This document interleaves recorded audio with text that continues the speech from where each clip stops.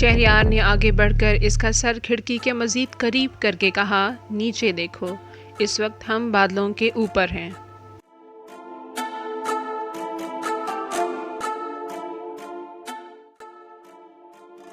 مہرو نے غور کیا تو اس کی نظریں باہر کے منظر پر رک سی گئیں۔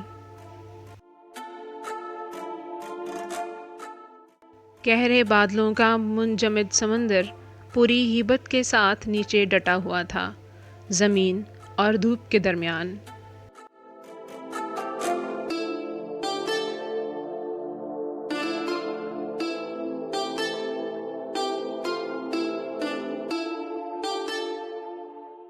فلائٹ واشنگٹن کی بجائے سیاٹل ڈائیورٹ ہو گئی۔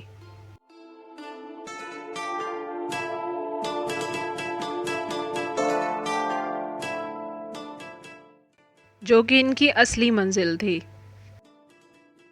مہرو اپنے خوابوں کے شہزادے کے ہمراہ اس کی سرزمین پر پہنچ چکی تھی۔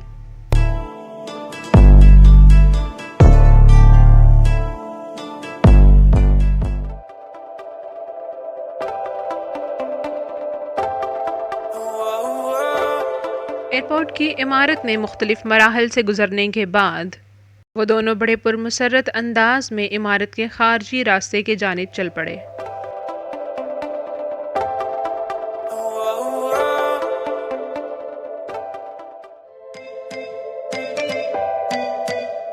کچھ ہی دیر بعد وہ ایئرپورٹ سے باہر آ چکے تھے۔ شہریار مہرو سے بولا، تم یہیں رکو، میں گاڑی لے کر آیا۔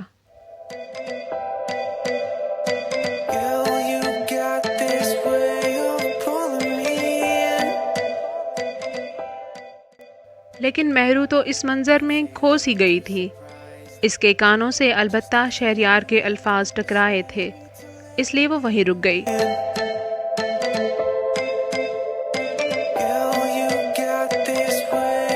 وہ چمکتا سورج اور سنہری دھوپ نہ جانے کہاں کھو گئے تھے۔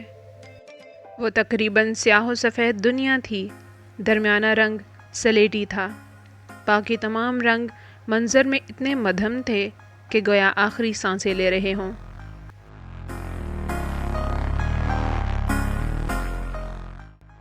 ہر چیز پر برف تھی، یخ برفانی ہوا نے اچانک سے مہرو کے چہرے کو جیسے تھپڑ رسید کیے تھے۔ اس نے کبھی اتنی ٹھنڈ محسوس نہیں کی تھی اور نہ ہی کبھی ایسا خوابیدہ منظر دیکھا تھا۔